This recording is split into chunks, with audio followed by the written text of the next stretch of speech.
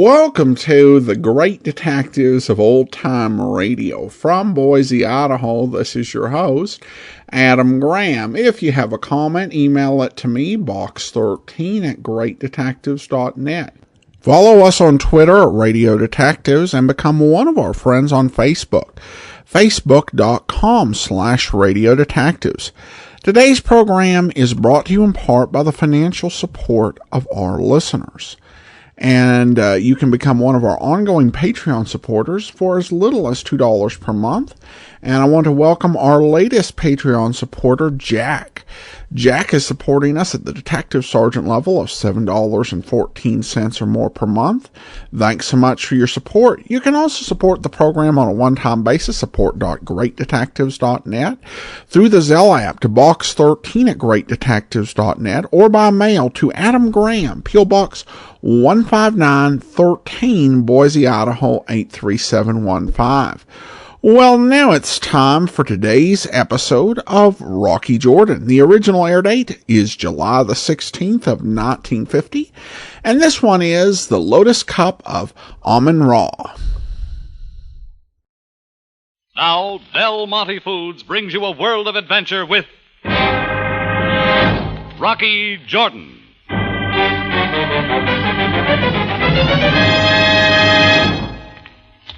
Anything I can do for you, lady? Oh. No need to be frightened. I'm okay. The name's Jordan. I run this cafe. Oh, yes. I have heard of you. You seem to be afraid to go out into the street. Maybe you'd like me to call the police. No. No. You can do me a favor, though, Mr. Jordan. If you would keep this package for me, just for a little while, an hour or so. Oh, it could be arranged. I'll put it under the bar. Oh, I would rather you put it in a safer place. Just what I thought. Maybe you'd better just take your package along with you, miss. I don't want anything the police might be interested in. You mean you think it is stolen? I don't know, is it? Mr. Jordan, how dare you? If you do not wish to do me a small favor, there is no need to insult... Oh. What's the matter? Oh, a big native in the door with a turban and robes and the scar on his face? Yes, it is El Hassan. Oh, Mr. Jordan, please, please help me.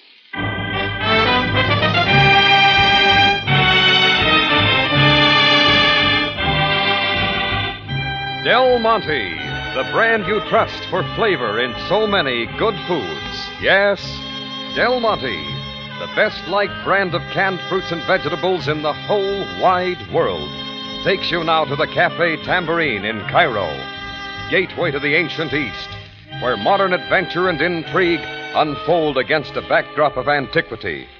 Tonight's Rocky Jordan story, The Lotus Cup of Amin.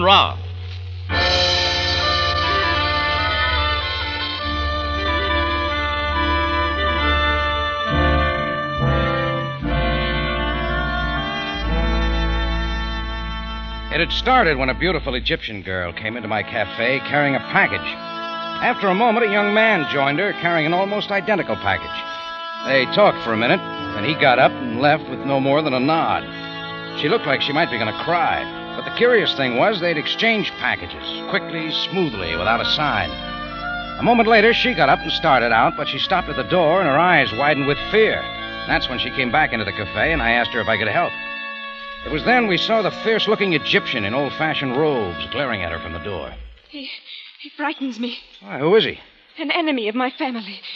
A religious man and one who is insane. And he wants the package you have? I think so. And you don't want me to call the police? No, it would only make matters worse. So you want me to keep the package for you? Why?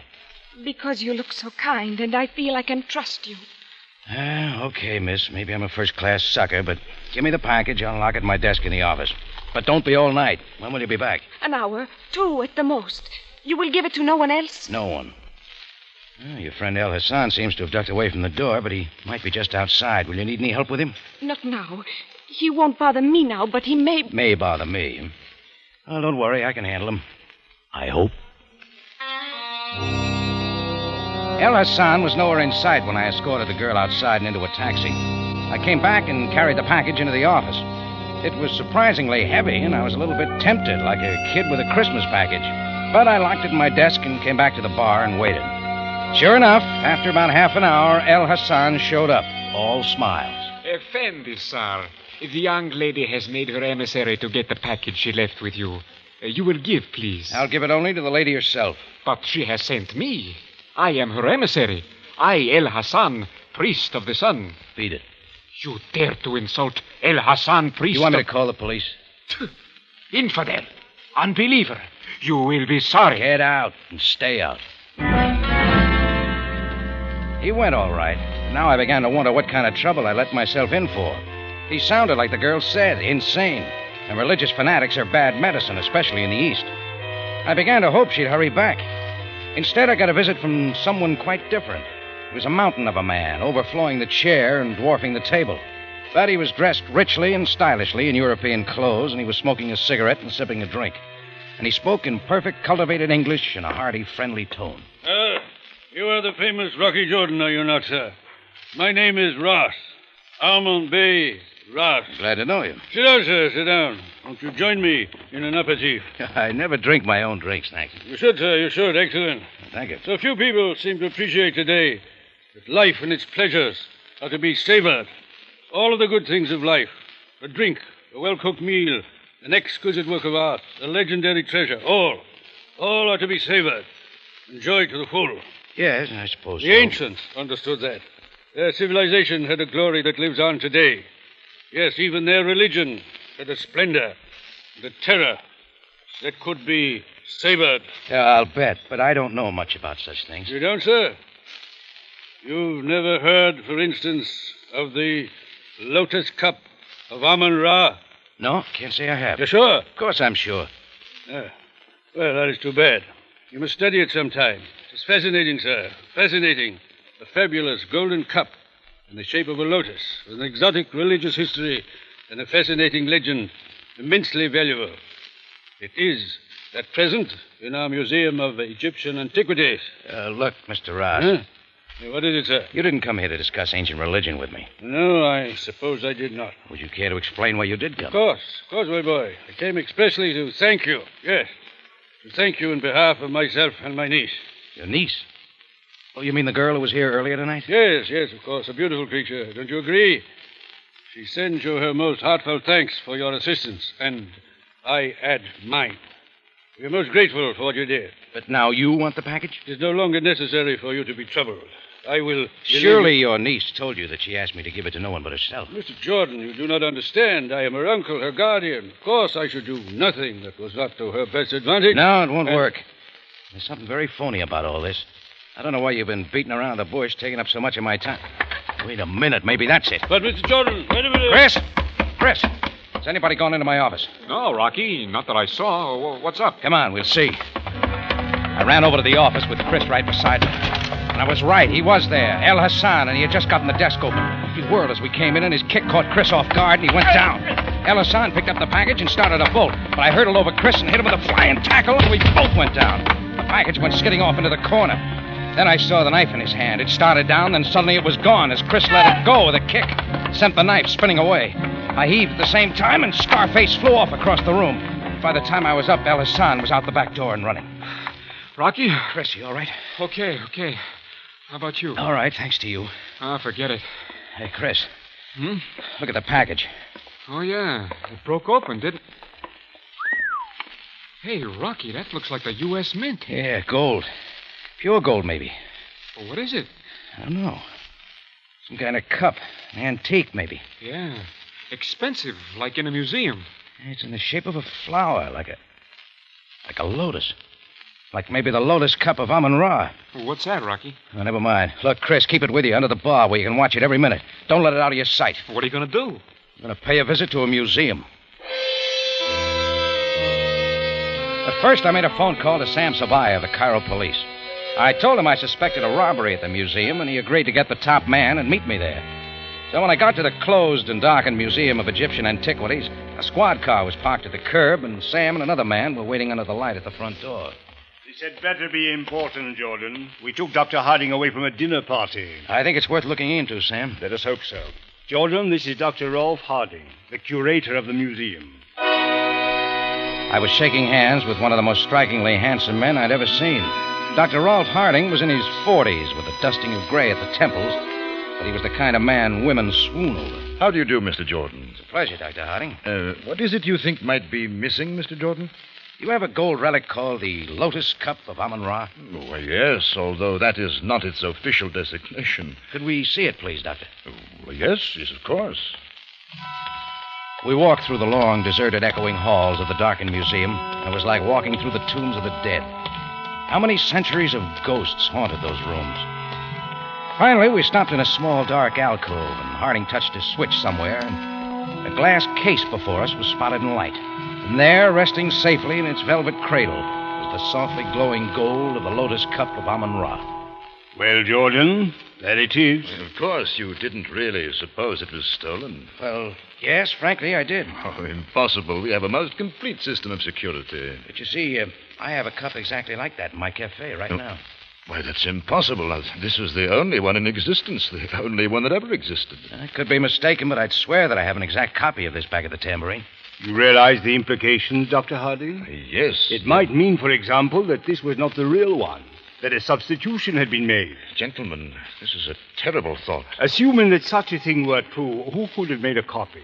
Who had access to the original? Why, only young Professor Bronwyn is in charge of this section. Or rather, he was. What do you mean, was? He resigned recently, left the museum, is leaving Egypt. Oh. By coincidence, today he was to take a plane tonight. Coincidence? That is too perfect a coincidence. What plane? What time? Why, it seems to me the 10 o'clock plane. 10? We're too late. Never mind, come on. We must get back to the tambourine and get that other cup in at once. On the way, I told them about the girl and boy and the exchange of packages, about El Hassan and the attempts to get the cup. By the time I got back to the tambourine, we were all convinced, I'm sure, that the cup I had was the real Lotus Cup. And according to Dr. Harding, it was worth somewhere close to $250,000. So we were all a little anxious as we got there and burst in on Chris, who was sitting placidly behind the almost empty bar. Hiya, Rock. All right, Chris, let's have it. The cup. Come on, give. But, Rocky... What's the matter? Haven't you got it? Why, no. Chris, I told you not to take your eyes off it. I didn't, Rocky. But the girl, she came back, and it was her package, so I gave it to her. Did I do wrong?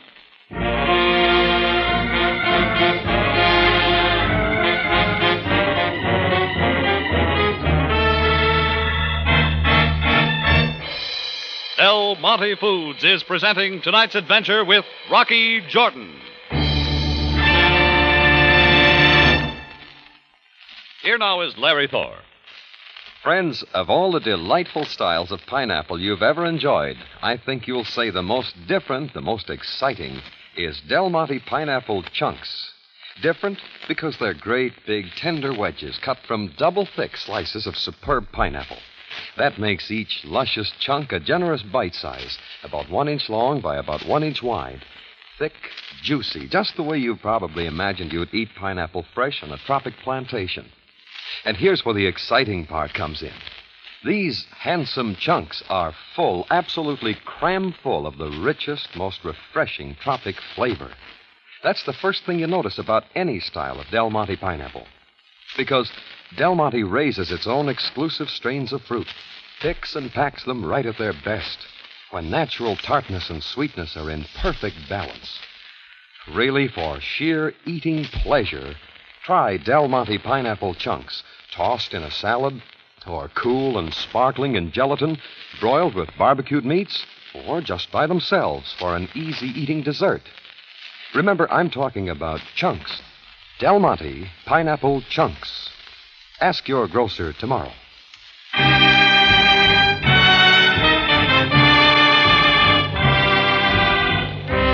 And now we take you back to Cairo and tonight's Rocky Jordan story, The Lotus Cup of Amun-Ra.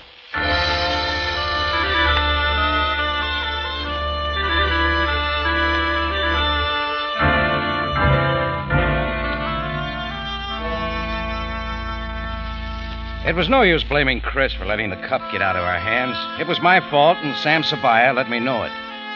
Then he telephoned a report on the possible theft and started a trace on Bronwyn and his airplane passage. Next, he talked to Dr. Harding. There are tests you can make to determine if the cup you have is genuine or a copy. Oh, why, yes, several. I'll do it right away. Good. In the meantime, Jordan and I will find the beautiful young lady with the other cup, and then Jordan shall identify them both. Just like that. And how do we go about it? By calling on her uncle, Ahmed Ben Ras, I believe. I don't, Sam. He was working against her, behind her back, hand in glove with that Scarface character, El Hassan. And she was scared to death of El Hassan, I know that for sure. She may not go near her uncle. Jordan, you do not understand the situation. Ahmed Ben Ras is one of the wealthiest and most influential men in Cairo, a highly respected man.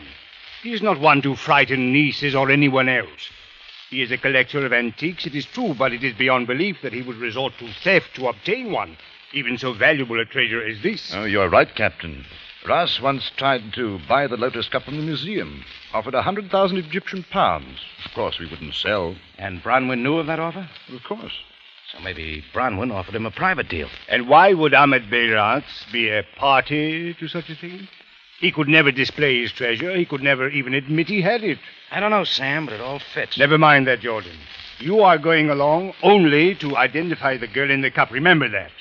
I will do the talking.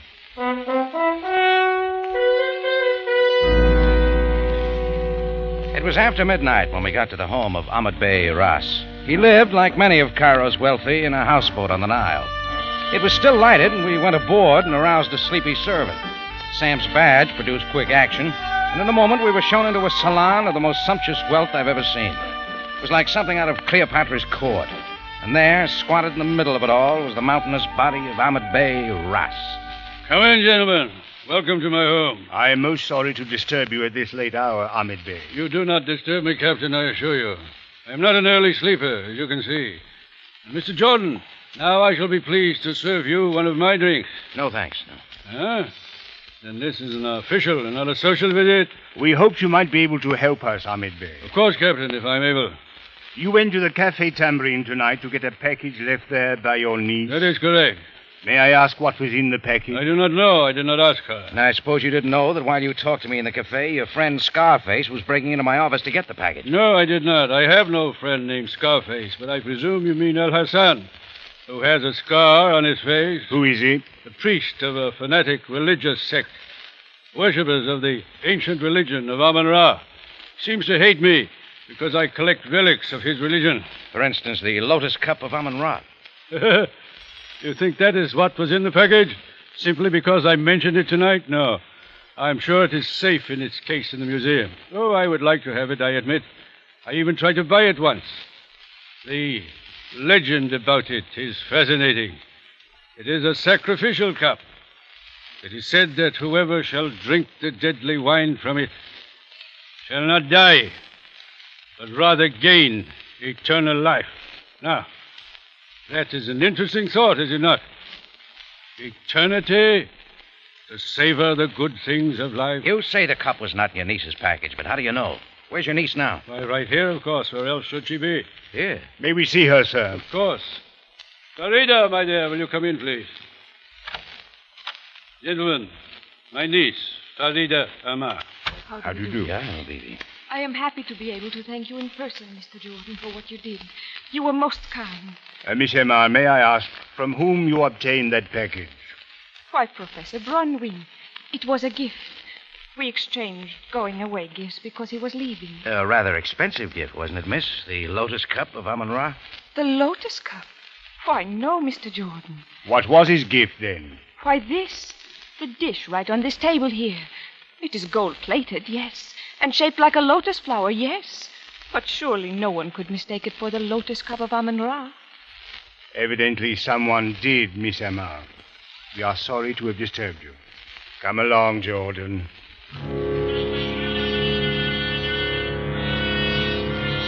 I guess I looked a little foolish, but there was nothing to do except make my apologies and get out. I waited in the car while Sam made a phone call, and then we headed back downtown.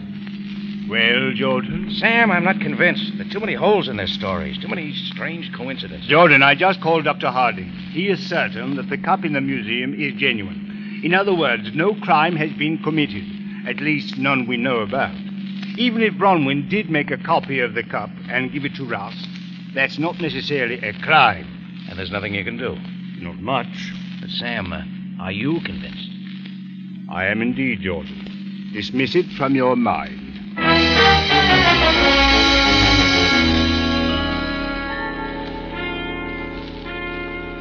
It was 2 in the morning when he let me off in the deserted street outside the Tambourine. But I didn't feel like going to bed, so I started to pace around the block, thinking. Just as I came opposite the alley behind the cafe, something caught my eye. A dark patch in the moonlight. Something looking out of place, but vaguely familiar. I walked into the alley, bent down, lit a match. Now I knew I was right, so I made it into the office and put a call through to Sabaya. Sabaya. Sam, it's Rocky. I've got some information for you. What? Professor Bronwyn didn't take that plane. I just got that. But how did you know? Because he's here, lying out in the alley behind the Tambourine, with a knife through his throat.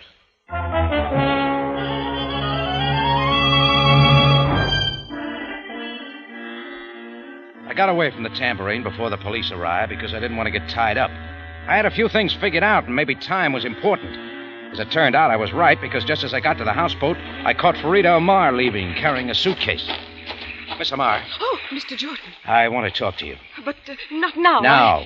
I want to know about you and Bronwyn. I saw you together in the cafe. I saw how you looked at him, how you almost cried when he left. You were in love with him, weren't you? No. Maybe you're running away now to be with him. No. And that would account for why you were so nervous. You knew it was a double cross. You knew he was giving Ross the copy of the cup. You were in it with Bronwyn, and you planned to meet later and live on the loot, isn't that it? How much was it? How much did Ross pay? No, you are wrong. There was nothing like that. No? Well, listen, Miss Amar, I've got some bad news for you. Bronwyn is dead. Dead? Yeah, murdered. Oh, no. No, he wouldn't do that. Who wouldn't? Your uncle? Or his hired man, Scarface? No, no. Now, baby, if you want to save your pretty skin, you'd better talk. What do you want to know? Ross killed Bronwyn? Yes. And he does have the cup, or the copy of the cup? I don't know. Nice try, my dear, but it won't work. What? Put your hands up, Jordan. I have a gun. Well, Dr. Harding, you're one guy I didn't figure. Shows that you can never tell, doesn't it, Jordan? Oh, Rolf, darling, you shouldn't He would have guessed sooner or later, Farida. He was asking too many questions. But now, we won't have to worry about him. Come on, into the car. You drive, my dear, with Jordan beside you. I'll sit in the back and keep him covered. Where are we going? To the ruins of the Temple of Amun-Ra, out in the desert. Because at dawn there is scheduled a most interesting ceremony. I'm sure you'll enjoy it. It's something unique. A ritual held this morning for the first time in 30 centuries. One performance only.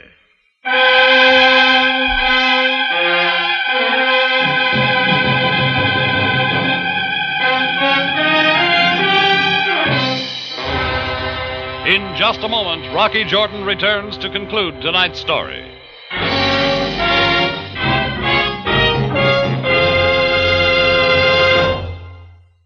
Everybody has his own favorite fruit, of course, but there really isn't anything that has quite the same appeal as a combination of fruits, now is there? That could mean a lot of work for you in the kitchen, but it doesn't if you take advantage of that delightful combination called Del Monte Fruit Cocktail. Delightful is the word for Del Monte Fruit Cocktail, all right, Larry.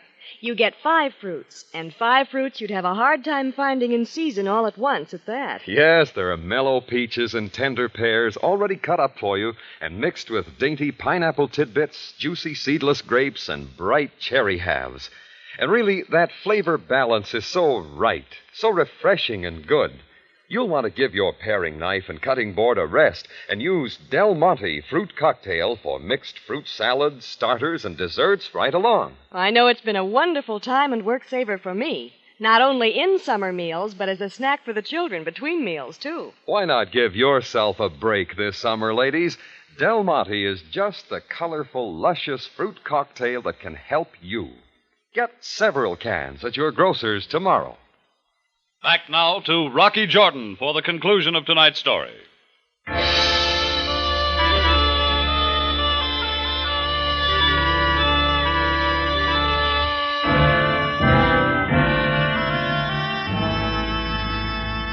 It was a long ride, and Harding talked freely.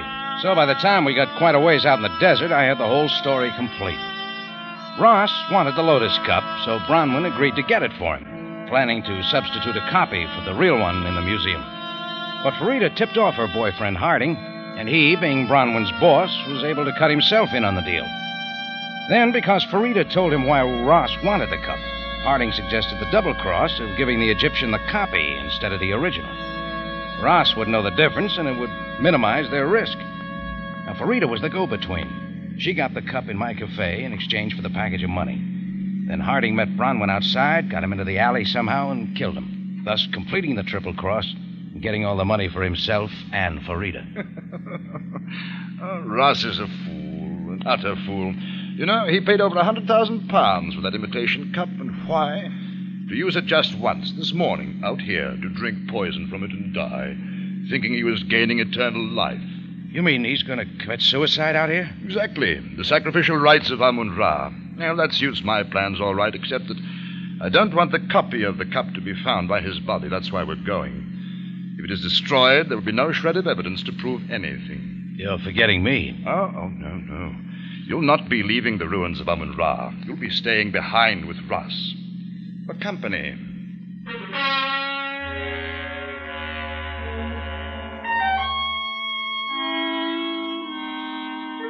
The ghostly, roofless corridors of the ruins of Amun-Ra were eerie in the half-light of dawn. Here and there, crumbling walls had made mounds of loose rock. Suddenly, I could see, at the far end of the great hall, huddled over the altar where the first ray of the sun struck him crimson, the mountainous flesh of Ahmed Bey Ras, bare except for some ancient loincloth and headdress. In his belt was a hawk-eyed knife. In his hands, raised on high, was the golden lotus cup of Amun-Ra. Copy or not, it would serve its purpose today. Listen to the fool. He's about to drink the poison. I'll go on up. Farida, you keep Jordan covered until I call you, and if he moves, shoot to kill. You're going to let that poor old man kill himself? Also, my dear, shoot Jordan if he tries to warn Ross. You're going to let your uncle die? A horrible death like that? It doesn't bother you that your boyfriend will be responsible? That he's already killed one man? That he's going to kill me? Doesn't murder bother you at all? Don't you know that you can be held responsible, too? An accessory? Stop it. Don't you know they can hang you? Don't. Mr. Jordan, do not come any closer. Don't you know that... Stop it! I shoved her off balance, stuck behind a column just in time. And I ran down a side corridor and out into the great hall. One look told me I was just a minute too late. Ross was slumped to the floor, his face in agony. And beside him, Harding was just picking up the Lotus cup. I charged at him. I saw him raise his hand, but I didn't see what he was doing until the cup hit me in the side of the head. I went down, seeing stars. Then I felt him on top of me, saw the knife he had taken from Ross's belt, raised high. Harding screamed and lay still. By the time I'd pushed him off and scrambled up and saw the knife sticking in his back, my old friend El Hassan had grabbed the cup and was running away with it. I wasn't sure what El Hassan was trying to do. He had heard the shots Farida fired, and he must have thought there were police out in front of the temple. He was trying to get over the back wall. He ran up on a mound of that crumbling rock.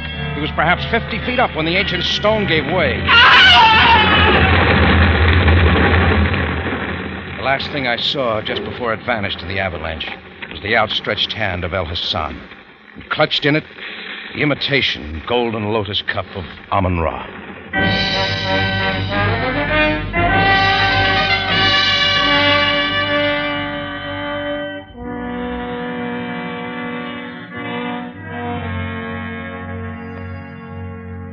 Well, Jordan, perhaps Ahmed Bey Ras has achieved his dream of eternal life in death, even as old men. Yes, sir, maybe so. Jordan, two things still puzzle me. Why did El Hassan come to your rescue by killing Harding? I don't know, unless he figured Harding jinxed the sacred cup by throwing it at me.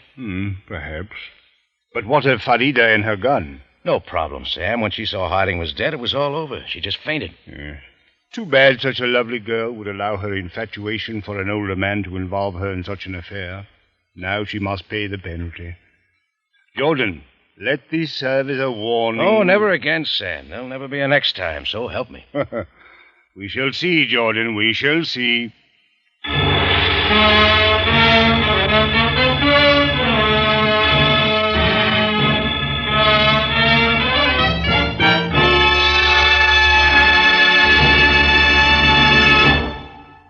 For superb flavor, for dependable quality always, enjoy Del Monte fruits and vegetables. Remember, buy wisely. Buy for flavor. Buy Del Monte, the brand you trust for flavor in so many good foods. Rocky Jordan, written by John Dunkel and Gomer Cool, stars Jack Moyles in the title role with Jay Novello as Sam Sabaya, and is produced and directed by Cliff Howell, with original music composed and conducted by Richard Arant. Remember, you have a date next week at the Cafe Tambourine, run by Rocky Jordan. Same time, same station, and the story is Cairo Tour.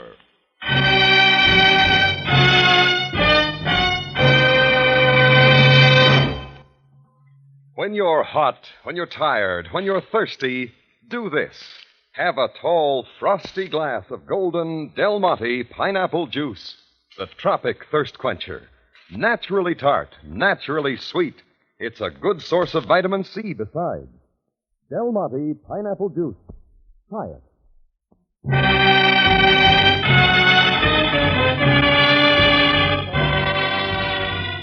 Bob Stevenson speaking. Rocky Jordan is presented over CBS, the Columbia Broadcasting System.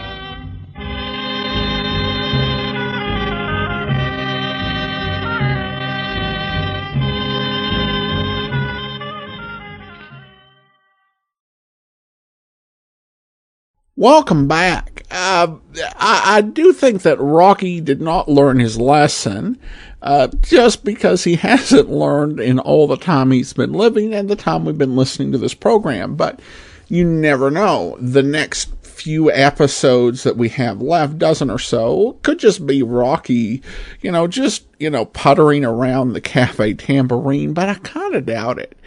I also thought this episode had a pretty high body count for Rocky Jordan. I think we ended up with 4 people dead, which is a bit more than is typical on this particular program.